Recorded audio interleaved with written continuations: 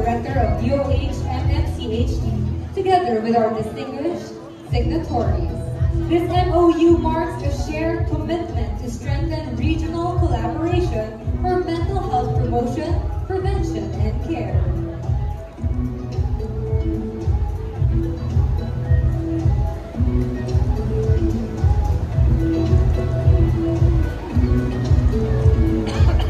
Napakaganda itong MOU signing for the Regional Council for Mental Health because pinapalakas nito ang ugnayan ng iba't ibang ahensya ng gobyerno at maging ng ibang organisasyon dito sa Metro Manila upang maisulong natin ang pagpapatupad ng Mental Health Act. Apo. So you mentioned po yung multi-sectoral approach. Now marami na pong mga ganitong klaseng approaches in terms of mitigating yung mga mental health struggles dito sa bansa. How makes this different or what sets this self apart from those initiatives po? Yeah, oo. Kasi yung mga nauunang initiatives parang in silos na kanya-kanya silang nag-i-implement ng mga iba't iba nilang mga programa. Pero dito sa pagbuo natin ng Regional Council for Mental Health, mas mapapatibay natin at mabubuo natin ng isang Regional Council for Mental Health Strategic Plan. So meron na tayong Philippine Council for Mental Health Strategic Framework, pero gusto natin na magkaroon din ng sa pang-region naman ng NCR. So isang plano, isang estratehiya para in sync lahat ng mga iba't ibang ahensya dito sa National Capital Region. Now, I understand po na this is only in NCR, no? Are we seeing perhaps an expansion of this in other regions in the Philippines as well?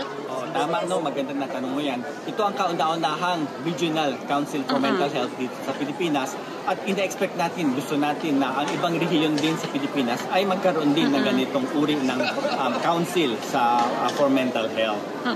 Now, on the side naman po of the LGUs po, why is this MOU significant po? Ano po ba yung current state ng region natin when it comes to mental health? At least dito sa Pasig po siguro. Well, dito po sa Pasig, ang may isasabi ko lang po, ongoing naman po yung integration natin ng mental health services sa ating mga primary care facility. Pero mas nare-realize namin upon the implementation po sa pag-roll out na hindi lang talaga ito not just a health problem. Kailangan talaga natin involve po yung other sectors po sa ating government. First and foremost, yung ating education sector, yung ating tawag dito, yung mga sa livelihood sectors, sa social welfare sectors. Dahil yung mga problems po sa mental health, hindi lang po siya health per se, physical health per se, makasama rin po yung other social determinants na nakaka-affect. Pero why decide na ganapin po siya dito sa high school po?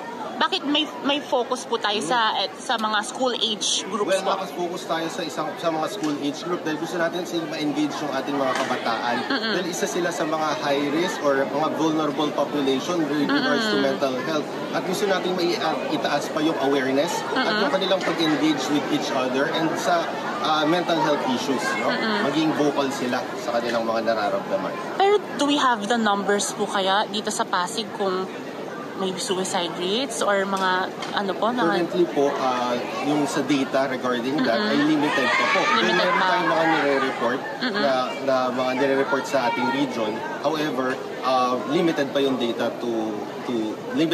regarding that. And of course, yung integration po ng MOU, yun po yung sana makakapag-help, Through the MOU, mapapag-usapan yung mga ganyang issues sa buong rehiyon.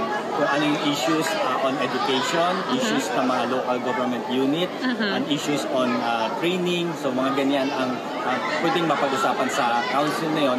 At ang unang-una namin gagawin nga pagkatapos nitong signing na ito is mag-meeting na kami.